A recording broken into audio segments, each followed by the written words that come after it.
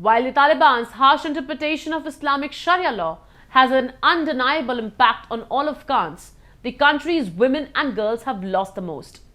UN experts have said that the Taliban's treatment of Afghan women and girls, including the exclusion from parks and gyms as well as schools and universities, may amount to a crime against humanity. The experts said in a statement that women's confinement to their homes was a tantamount to imprisonment, adding that it was likely to lead into increased levels of domestic violence and mental health problems. Since wrestling power in August last year, the Taliban have been clamping down on women's rights by barring them access to education and public spaces. In a recent statement, a group of UN experts suggested that the Taliban's treatment of Afghan women and girls, which includes keeping them out of gyms and parks, as well as schools and universities, may constitute a crime against humanity. According to the UN Special Rapporteurs, women's rights activists have been increasingly targeted, beaten and detained in recent months, citing activist Zarifa Yacobi as an example, who is still incarcerated in an unknown location. The assessment by the UN Special Rapporteur on Afghanistan, Richard Bennett, and 9 other UN experts say the treatment of women and girls may amount to gender persecution under the Rome Statute, to which Afghanistan is a party. The experts urge the international community to investigate and prosecute perpetrators of gender-based violence in relevant international and extraterritorial jurisdictions, while simultaneously working to restore women's rights in Afghanistan. First of all is the huge regression in the rights of women and girls. The reversal is probably unprecedented in history.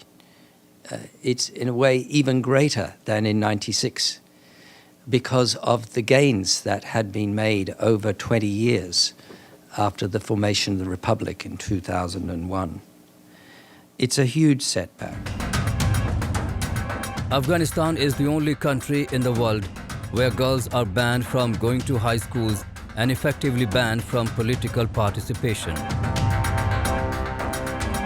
Today they have imposed a primitive government with harsh rules, erasing centuries of female progress.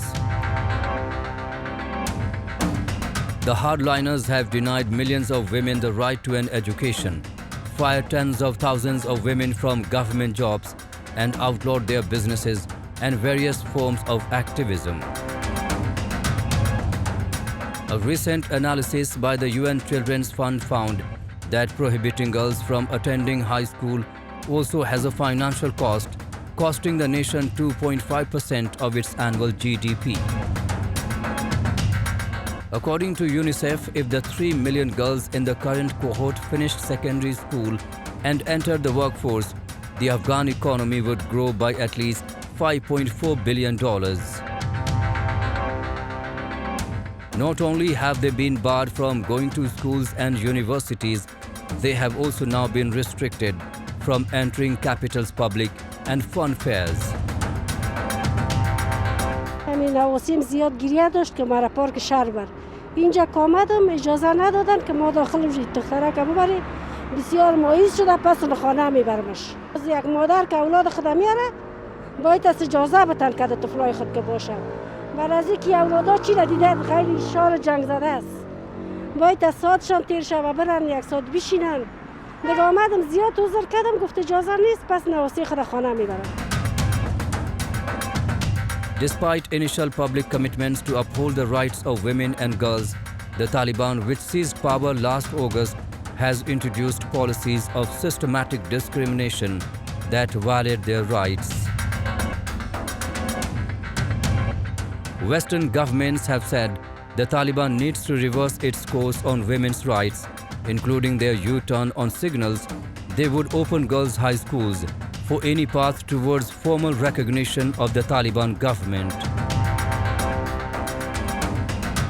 A century ago, the women in Afghanistan were free, They enjoyed the right to education, right to political participation, and the right to movement.